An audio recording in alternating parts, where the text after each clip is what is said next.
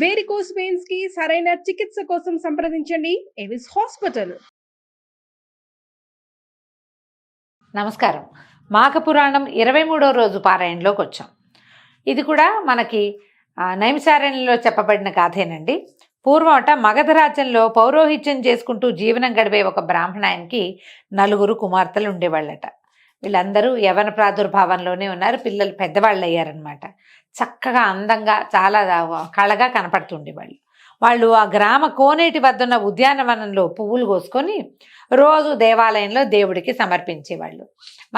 మనకు తెలిసిన కథల్లోనండి అష్టవర్షాత్ భవేత్ కన్య అని 8 ఏళ్లకే పిల్లలకి పెళ్ళిళ్ళు చేసేయటమే మనకు తెలుసు. కానీ పూర్వగాథలు అన్నిట్లలో కూడా పిల్లలు పెద్దవాళ్ళు అయ్యాకే పెళ్ళిళ్ళు చేసేవాళ్ళండి. మనకి కలియుగంలో ఈ సమస్య ఉండేదో ఏంటో మరి తెలీదు. అయితే ఒకనాడు ఆ కోనేటి వద్దకి స్నానం చేయటానికి వచ్చాడట ఒక కుర్రవాడు, గురుకుల విద్యార్థి. వాడు ఎంతో బాగున్నాడు, చక్కగా ఉన్నాడు. అయితే అక్కడికి ఈ కోనేటిలో స్నానం చేయటానికి ఈ ఆడపిల్లలు కూడా వచ్చేసరికల్లా ఈ కుర్రాడు నీళ్లలోకి దిగితే ఈ 4 అమ్మాయిలు అతన్ని చూశారు. అబ్బాయి ఎంత బాగున్నాడు అని. 4 దగ్గర ఏడాది ఏడార్థం గ్యాప్ ఉన్న వాళ్ళే. చిన్నపిల్లకు 15 ఏళ్ళు ఉంటాయి, పెద్ద పిల్లకు 20 ఏళ్ళు ఉన్నాయి. ఈ యవన ప్రాదుర్భావంలో యవనం వచ్చిన పిల్లలు ఏం చేశారట, ఈ ఆడపిల్లలు చక్కగా అందంగా ఉన్నాడు, బ్రాహ్మణ విద్యార్థి కనపడుతున్నాడు, శిఖ ఉంది, యజ్ఞోపవీతం ఉంది, స్నానం చేస్తున్నాడు. అబ్బాయి దగ్గరికి వెళ్ళి మమ్మల్ని వివాహం చేసుకో, మా నాన్నని వచ్చి అడుగు, మేము నిన్ను పెళ్లి చేసుకుంటాం, నువ్వు ఎంతో నచ్చావు మాకని అడిగేసరికల్లా బలవంతం కూడా చేశారట. కామము, ప్రేమ, మోహం అనేవి విద్యాభివృద్ధికి ఆటంకాలని భావించిన బంగారు కొండ విద్యార్థి బ్రాహ్మణ కన్యల కోరికని సున్నితంగా తిరస్కరించాడు. అబ్బాయి నేను చదువుకుంటున్నాను, వివాహాలు అవి చేసుకోను, ఇట్లా దారైపోయే వాళ్ళని అసలు చేసుకోను, మా అమ్మ నాన్న చూసిన సంబంధం చేసుకుంటానన్నాడు. ఇంత బంగారు కొండను ఎక్కడైనా చూసామండి? పురాణ కాలంలో కూడా తక్కువే చూస్తాం. ఈయన ఒకడే కనపడ్డాడు. అయితే ఇలా తిరస్కారాన్ని చవి చూసినటువంటి ఆడపిల్లలు అవమానపడి చాలా కష్టంతో వచ్చిందట వాళ్ళకి. కష్టంతో వచ్చి వాళ్ళు ప్రతిరోజు ఏం చేస్తారంటే నియమబద్ధంగా పొద్దున్నే ఒకవేళకే లేచి చక్కగా నది స్నానం చేసి పువ్వులు కోసి దేవాలయంలో అర్పించడం ఒక నిత్య విధి వాళ్ళకి. దాంతో ఒక రకమైన దైవశక్తి వాళ్ళ అండలో ఉంది, వాళ్ళ అండను ఉండేసరికల్లా ఈ పిల్లలు ఏం చేశారు, 4 ఆడపిల్లలు ఎవరెవరా ఒక 4 అమ్మాయిలు బ్రాహ్మణ కన్యలు వివాహం కోసం అర్థిస్తే, బ్రాహ్మణుడివి నువ్వు ఇంత మాట అంటావా, మమ్మల్ని అవమానిస్తావా, నువ్వు పిశాచాని వైపో అని 4 కలిసి ఒకేసారి శపించారు. ప్రేమ, శాపం ఇవి 2 పక్కనే ఉండటం ఎప్పుడూ ఉంది. ఇప్పుడు కూడా అంతే. నువ్వు ప్రేమిస్తావా చస్తావా అంటం వచ్చింది, ప్రేమించమంటావా చంపేయమంటావా అది కూడా వచ్చింది. ఈ కథ కూడా అలాంటిదే చూడండి. మనం ఇదే కాదండి, దేవయాని కచదేవయాని కథల్లో కూడా మనకు అదే కనపడుతుంది. దేవయాని ఎంతో పంచప్రాణాలుగా ప్రేమిస్తుంది కచుడిని. అతను వివాహానికి తిరస్కరించిన వెంటనే నువ్వు నేర్చుకున్న విద్యంతా పోతుంది నీకని శపించేస్తుంది. అంత ప్రేమించిన వాళ్ళు ఎట్లా శపిస్తారో అర్థం కాదు అంటే ఆ తిరస్కారాన్ని సహించలేరు. ఆడైనా మొగైనా మనుషులందరికీ తిరస్కారాన్ని సహించగలిగే శక్తి ఉండదు. దాంతో ఎంత తీవ్రమైన ప్రేమ కలుగుతుందో అంత తీవ్రమైన ద్వేషం కూడా కలుగుతుంది. దాంతో శపించేసరికల్లా నిష్కారణంగా శాపానికి గురైనటువంటి ఆ గురుకుల విద్యార్థి కూడా ఆగ్రహించాడు. అతనికి చాలా కోపం వచ్చింది.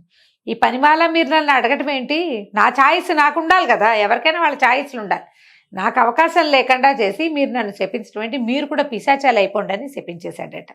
ప్రతిశాపం ఇచ్చేసరికల్లా 4 ఆడపిల్లలు పిశాచాలుగా మారిపోయారు. ఈ కుర్రవాడు పిశాచంగా మారిన కుర్రవాడు తన గురుకులాన్ని వెతుక్కుంటూ వెళ్ళిపోయాడు. కానీ ఈ 4 అమ్మాయిలు కోరిక తీరని ఈ 4 ఆడపిల్లలు కోనేటి వద్దనే ఒక చెట్టుని ఆశ్రయించుకుని వచ్చేపోయే వాళ్ళని పీడిస్తూ జీవించడం మొదలుపెట్టారు. తమ కూతుళ్ళు 4 ఈ పిశాచాలుగా మారిపోవటంతో తల్లిదండ్రులు చాలా కుంగిపోయారట. అయితే ఏమైంది, కొంతకాలానికి ఆ గ్రామానికి ఒక సిద్ధుడు వచ్చాడట. సిద్ధుడు వస్తే తల్లిదండ్రులు ఆడపిల్లల అమ్మా నాన్నలు ఆ సిద్ధుడిని తమ ఇంట్లో కూర్చోబెట్టి ఆయనకి పాద్యము అర్ఘ్యము అన్నీ ఇచ్చి, ఏమన్నా మీ ఇల్లు ఇంత ఖాళీగా ఉంది, ఇదివరకు ఎప్పుడో వచ్చినప్పుడు మీ ఇంట్లో పిల్లలు ఉండాలి, అమ్మాయిల వివాహాలు అయిపోయినాయా అని ఆయన కనుక్కునేసరికల్లా మహా దుఃఖంతో కుంగిపోతూ ఉన్న ఆ తల్లిదండ్రులు ఏం చెప్పారంటే, వివాహం ఎక్కడ స్వామి, వివాహం కోసమే ఏదో ప్రయత్నం చేసి నిష్కారణంగా బ్రాహ్మణుడిని శపించి, ఆ యువకుడిని శపించి వీళ్ళు కూడా ప్రతిశాపాన్ని పొందారు. మా అమ్మాయిలు 4 కోనేరు దగ్గర ఉన్నటువంటి చెట్టు మీద ఉన్నారు, పిశాచ స్వరూపాలతో ఉన్నారు, వీళ్ళకి ఎట్లా విముక్తి లభిస్తుంది? ఆ కుర్రవాడు ఎవరైతే ఈ పిల్లని శపించాడో అతను ఇక్కడి నుంచి వెళ్ళిపోయాడు. అతను కూడా పిశాచ రూపంలోనే ఉన్నాడు. వీళ్ళకి దీనికి శాపావసానం చెప్పే సమర్థత ఉన్నవాడు అయి ఉండడు. అతను కాదు. ఇప్పుడు మేము ఏం చెయ్యాలి? దీనికి శాప ప్రతిశాపాలతో అతను ఎట్లా అనుభవిస్తున్నాడు, ఈ పిల్లల్ని ఎట్లా మేము బయటికి తీసుకురావాలో మాకు తెలియటం లేదు అని చెప్పి మా వాళ్ళు మళ్ళీ కన్యలుగా మారే తరుణోపాయం ఏదైనా ఉంటే సెలవివ్వండి అని గోడు అంతా వెళ్ళపోసుకున్నారు. దాంతో సిద్ధుడు ఏం చేశాడంటే, బ్రాహ్మణోత్తమ, నువ్వు పిశాచ రూపంలో ఉన్న నీ కన్యల దగ్గరికి వెళ్ళు, వీళ్ళని వెంబడి పెట్టుకుని తీసుకెళ్ళి ఈ గయలో ఉన్నటువంటి త్రివేణి సంగమానికి తీసుకెళ్ళి మాఘమాసంలో వాళ్ళని త్రివేణి సంగమంలో స్నానం చేయించు. అప్పుడు వీళ్ళకి శాప విముక్తి కలుగుతుంది, ఈ పిశాచ రూపాలు పోతాయని చెప్పాడు. ఇప్పుడు పిశాచాలని పట్టుకెళ్ళి ఎలా తీసేస్తారండి? కథల్లో ఇలా కనబడుతుంది. పిశాచ దగ్గరికి వెళ్ళి అమ్మాయి నువ్వు రా అంటే వస్తుంది. అప్పుడు ఈయన వెళ్ళి మా తల్లిదండ్రి ఇద్దరు వెళ్ళి పరిపరి విధాలుగా అమ్మాయిల్ని బతిమలాడుకుని ఈ స్వరూపాలతోటి ఈ రకంగా చేస్తే ఇంకా మీకు పాపం పెరిగిపోతుంది, ఈ పిశాచి జన్మ వదలకుండా ఇలాగే ఉండిపోతుంది, ఈ పాప అందరినీ పీడించిన పాపం అంతా మీ ఖాతాలో పడుతుంది. తర్వాత ఏదైనా అవకాశం లభించి ఈ రూపం మారినా కూడా ఈ పాపాలు మీ వెంట పడతాయి, ఈ కర్మలు మిమ్మల్ని వదిలిపెట్టవు కాబట్టి రమ్మని చెప్పి ఆయన ఏం చేశాడంటే 4 కుమార్తెల్ని ఒప్పించుకున్నాడు. ఒప్పించి ఆయన తన వెంట పెట్టుకుని తీసుకుపోయాడు. అంటే ఆయన బయలుదేరాడు, ఈ వెనకాల ఇవి కూడా వెళ్ళినాయి అనమాట. మాఘమాసంలో ఒక మంచి ముహూర్తం చూసుకుని గయకి వెళ్ళిపోయారు. ప్రయాణం చేసి వెళ్ళి అక్కడ మంచి రోజున త్రివేణి సంగమంలో ఈ అమ్మాయిల 4 స్నానం చేయించాడు. ఇక్కడ మాధవ క్షేత్రాలు కనిపిస్తాయి మనకి, పంచమాధవ క్షేత్రాలు అని చెప్తారు. గయలో ఒక మాధవ క్షేత్రం ఉంది, బిందు మాధవుడు అని జ్ఞాపకం ఉందండి నాకు. ఎవరైనా అది కాకపోతే కరెక్ట్ చేయండి మెసేజెస్లో. బిందు మాధవుడనే అనుకుంటున్నాను నేను. అయితే ఈ బిందు మాధవ క్షేత్రంలో ఈ పిల్లల పేరుతోటి అర్చనలు అవి చేయించి చాలా విశేషంగా పూజ చేయించి చేసేసరికల్లా ఈ 4 అమ్మాయిలకి పిశాచ రూపం పోయిందట.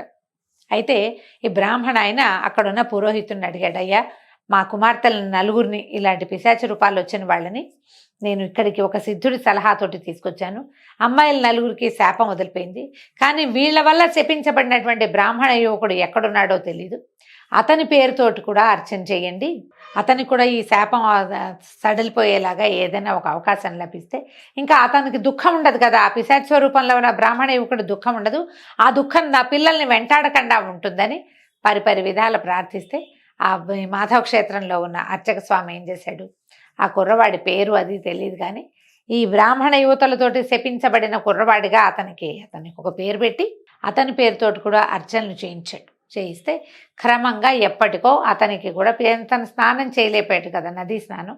అయితే నదీ స్నానం చేసేలాంటి ప్రచోదనం అతనికి లభించాలని పరిపరి విధాలుగా ప్రార్థన చేసి బ్రాహ్మణ ఆయన పిశాచ స్వరూపాలు పోయి ఉన్నటువంటి తన 4 కన్యల్ని ఇంటికి తీసుకొచ్చుకున్నాడు.